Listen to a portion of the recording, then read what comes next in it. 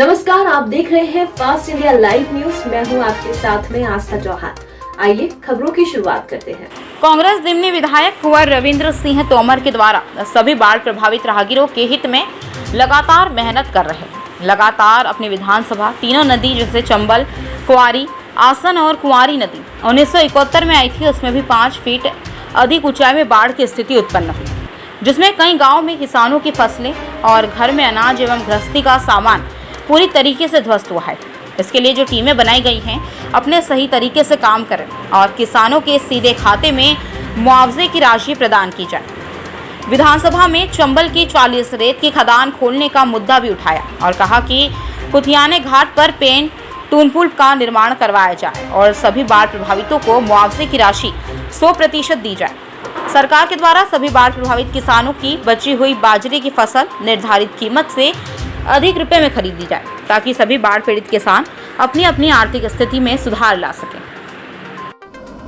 Sir बताइए, आप बाढ़ प्रभावितों के लिए में कैसा काम कर रहे हैं, क्या देखिए, जो बाढ़ प्रभावित क्षेत्र में लोगों का नुकसान हुआ, लोगों का जनजीवन दूभर हुआ, आपको पता है कि हमारे ही विधानसभा क्षेत्र में मैं समझता हूँ कि तीनों नदियाँ एक साथ, बल्कि आसन भी मतलब जो है लगी हुई है, कुंवारी और चंबल, ये दोनों नदियाँ बहुत ज़्यादा उफान में आई और चंबल तो 2019 की तुलना में 5 फीट ऊंची बाढ़ ज़्यादा आई पहले 2019 की तुलना में। और कुंवारी का रिकॉर्ड है 1971 में जो रिकॉर्ड कायम हुआ था उससे ज़्यादा इस बार नदी बाढ़ में आई और उससे हमारी करीब 20 पंचायतें प्रभावित हुई दिमनी क्षेत्र की। उसमें आपका ये क्षेत्र पूरा यहाँ भागना, धर्मगढ़, जिन्ना का पुरा, बाग का पुरा, माता का पुरा, भैरों का पुरा, बरगवा, मनफूल का पुरा, पुरावस और सांगोली और किरनाइक और खोथर, इन पंचायतों के मजरे और कोणर है मतलब किरनाइक से लगा हुआ, पतोखी की खोड़, ये मतलब गांव जो है पुरावस का मैंने जिक्र किया।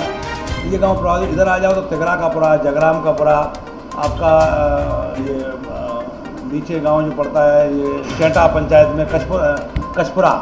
तो ये बाढ़ प्रभावित घर बेघर हुए हैं, इनके लिए सहायता मैं वही उसी पे आ रहा हूँ। मेरा ये चंबल के बेल्ट में चलोगे तो बीलपुर, कथियाना, घेर, नीमरीपुरा, आपका मलहन का पुरा, ये बिल्कुल टापू बन गए थे गाँव। और कचपुरा, आरौली, मलबसई, गढ़ी, गूंज, बंधा, शक्सुक का पुरा, बीज का पुरा, दलजीत का पुरा, भामई, गिलियापुरा, नया बांस, ये गांव इस तरह से टापू बन गए थे कि वहाँ ना तो भोजन की व्यवस्था, ना उनके मतलब जो है कहीं रहने की छत बची। तो मैं स्वयं नाव बोट में बैठ कर के मैं उनको भोजन देने के लिए गया और सब जगह हर पॉइंटों में हमारे पूरे कार्यकर्ता लगे रहे। जितना भी हम अपने तरफ से कर सकते थे हमने पूरे मनोयोग किया। आप ग्राउंड जीरो पे जाके इसकी जानकारी लगा सकते हो और प्रशासन से भी बराबर मांग करता रहा। इसके बाद अब काम ये है कि नदी अपने स्थान पर पहुंच गई। अब काम जो बचा है वो ये बचा है कि मैंने ये बात ध्यानाकर्षण में भी लगाई विधानसभा के अंदर और इसमें ये मांग रखी कि जिन किसानों का फसल का नुकसान हुआ, मकान ढह गए, उनके घरों में गल्ला रखा हुआ था जो वो नहीं निकाल पाए, भूसा बह गया, जानवर बह गए, तो इसकी भरपाई आकलन करा करके सरकार को पूरी करनी होगी। इसकी भरपाई कितने प्रतिशत तक होगी? देखो, मैं तो 100% की मांग करता हूँ, क्योंकि गरीब किसान कहाँ से लाएगा? पूरा जीवन उसका लग गया इसमें मकान बनाने में, व्यवस्था बनाने में। अब वो एक पीढ़ी फिर लगेगी, फिर इसका दूसरा। मैं कह रहा हूँ कि भरपाई करने के बाद 2 चीज़ें और हैं उसमें। एक तो ये है कि जिन किसानों का फसल नष्ट हो गई, अब ये आने वाले समय में बाजरा की फसल है, तो भरपाई तो अभी सरकार करे, इसके साथ साथ जो बाजरा की फसल आने पर जो सब्सिडी गवर्नमेंट जो निर्धारित करेगी किसानों के बाजरा की खरीदी की, लेकिन उन क्षेत्रों में जो बाढ़ प्रभावित क्षेत्र जो चिन्हित किए गए, उन क्षेत्रों के किसानों का जो बाजरा नष्ट हुआ है उनको तो उचित रेट पे, मार्केट रेट पे बाजरा को उपलब्ध कराना पड़ेगा, नहीं तो वो साल भर खाएंगे क्या। और एक दूसरी बात यह है कि जो बाढ़ प्रभावित क्षेत्र हैं जिनके मकान बह जाते हैं और वो जनजीवन दूभर हो जाता है, उनको कम से कम सुरक्षित स्थान पर जमीन दे करके उनको मकान दिया जाए, ताकि आने वाले समय में इसकी पुनरावृत्ति ना हो। इसकी सर्वे के लिए पटवारी और आरआई वगैरह जाएंगे, इनके लिए सीधा उनके खाते में जाएगी राशि या फिर चेक द्वारा दी जाएगी बाढ़ प्रभावितों को? हम तो यही कहेंगे कि ये बीच का कोई रास्ता नहीं होना चाहिए, सीधा सीधा किसान के खाते में जाना चाहिए, और किसान के खाते में जाएगा तो ये घपलेबाजी नहीं हो पाएगी। मैं बताऊं, किसान तो गरीब है, गरीब किसान है, गरीब आदमी को तो आसानी से लोग भ्रमित कर देते हैं, तो इसलिए सिस्टम में कहीं कोई दाग धब्बा ना हो, इसलिए सीधा सिस्टम में सीधा। अगर कोई भी किसान गांव ना छोड़े, जैसे उसकी ज़मीन है, जगह वहाँ पे ज़मीन है, उसको ऊपर जाके ज़मीन दी जाएगी दूसरी जगह पर, वो जा सकता है? नहीं, ये तो मैंने बात कर ली है, इस बात पे बात आई थी, मैंने कलेक्टर स्वयं दौरे पे जब गए तो बीलपुर कुथियाना में मैं स्वयं मौजूद था उनके साथ, और मैंने कहा आप तो जो ये मानस में अपने रख लो कि ये काम आपको करना है और रिपोर्ट ऊपर भेजनी है। और मैंने ये बात सदन के अंदर मैंने ध्यानाकर्षण में इस चीज़ को लिखा है, कहा है, और मैंने वो कॉपी आपको दे सकता हूँ। तो मैंने कहा कि मैंने ये चीज़ बहुत आवश्यक है। मैंने ध्यानाकर्षण में बीलपुर कुथियाना के पुल की भी बात रखी है कि या पेंटून पुल बनाओ या पक्का पुल बनाओ। भाई अभी फौरी तौर पे पक्का पुल इतना जल्दी नहीं बन सकता, उसकी योजना बनना चाहिए और उसकी तैयारी होना चाहिए, उसका जो है टेंडर होना चाहिए, लेकिन उससे पहले पेंटून पुल वहाँ बन जाना चाहिए। 3 प्रांतों का जुड़ाव है सीधा, मध्य प्रदेश, राजस्थान, यूपी, तो बहुत बड़ा एरिया है वो। और इसके अलावा कई मामले थे जिनको मैंने बेरोजगारी पे उठाया। मैं एक बात और कह रहा हूँ इस आपके चैनल के माध्यम से, पूरे हमारे प्रदेश की जनता, हमारे संभाग के लोग, हमारी विधानसभा के लोग, हमारे ज़िले के लोग सुन रहे हैं और इस बात को वो चाह भी रहे हैं। ये चंबल का एरिया जो है 38,000 वर्ग किलोमीटर एरिया है। इंदौर के मानपुर से शुरू होकर के श्योपुर के रास्ते मुरैना से चल करके तोमरघाट का एरिया कवर करते हुए भिंड तक और उत्तर प्रदेश के जालौन पर जाके पच नदी पर समाप्त होती है। मेरा कहना ये है कि ये सरकार पहले तय करे कि घड़ियाल महत्वपूर्ण है या आदमी। आज जब बाढ़ आई तो घड़ियाल तो जली प्राणी है, उनको तो नहीं दिक्कत आई, दिक्कत तो वहाँ रहने वाले लोगों का जनजीवन दूभर हो गया, और जब दूभर हो गया उनकी बर्बादी हो गई। अब नदी अपनी जगह पहुँच गई। 2 महीने बाद जब बिल्कुल सामान्य हो जाएगी तो वहाँ से अगर उसमें से एक मुट्ठी रेत अगर वो लोग निकाल लेंगे तो उनके खिलाफ मुकदमा हो जाएगा। ये कहाँ का न्याय है?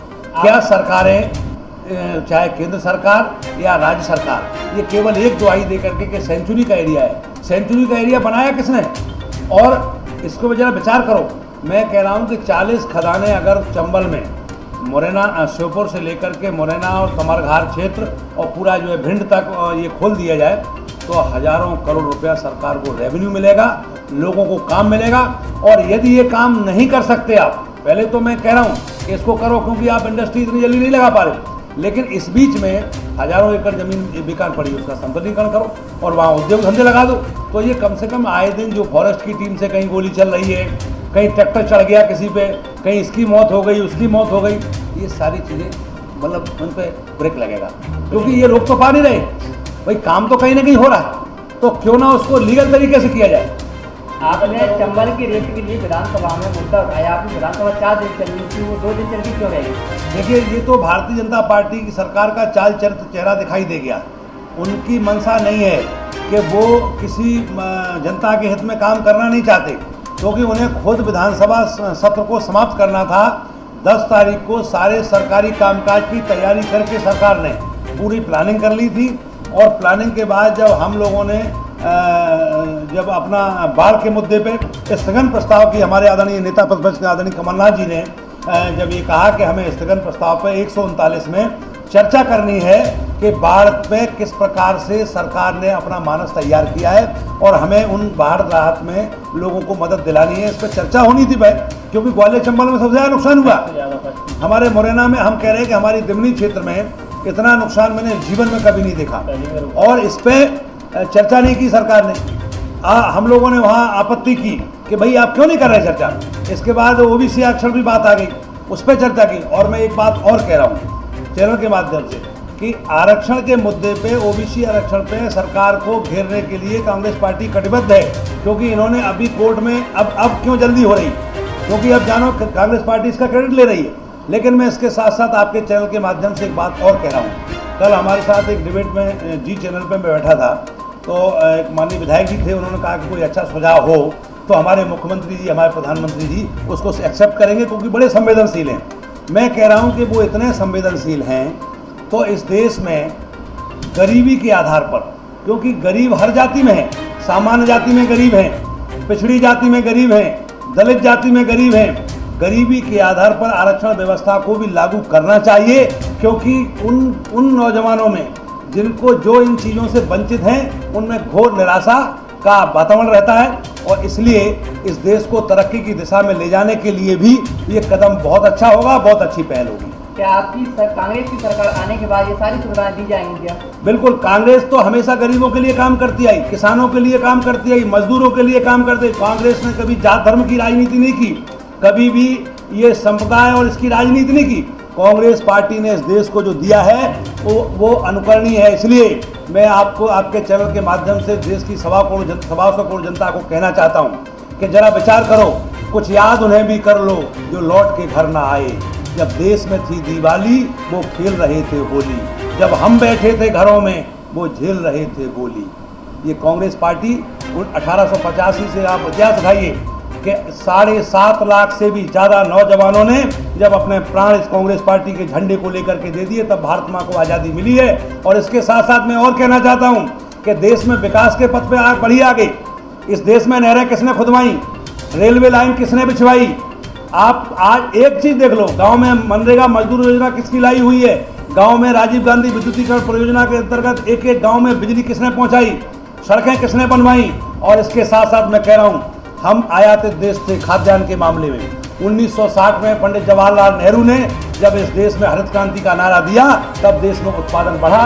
और परम पूज्य इंदिरा गांधी जी ने फूड कॉरपोरेशन ऑफ इंडिया का जब सृजन किया, उन्होंने बैंकों का राष्ट्रीयकरण किया, साथ साथ फूड कॉरपोरेशन ऑफ इंडिया का निर्माण किया। इससे हम आज इससे भंडारण करके अपने देश को कम से कम 2-4 साल अगर भूखमरी और बाढ़ या किसी प्रकार की आपदा आ जाए तो हम देश को भोजन दे सकते हैं। ये किसकी देन है? इसके बाद 1980 में श्वेत क्रांति का नारा किसने दिया? इस देश को बहुत कुछ दिया है कांग्रेस पार्टी ने। ये तो केवल भारतीय जनता पार्टी की कथनी और करनी में बहुत अंतर है। इन्होंने तो केवल बड़े बड़े उद्योगपतियों को पैसे वाला बना दिया है, अंडानी और अंबानी को। बाकी गरीब की इन्हें कोई चिंता नहीं है, गरीब के पक्ष में ये काम नहीं करते हैं।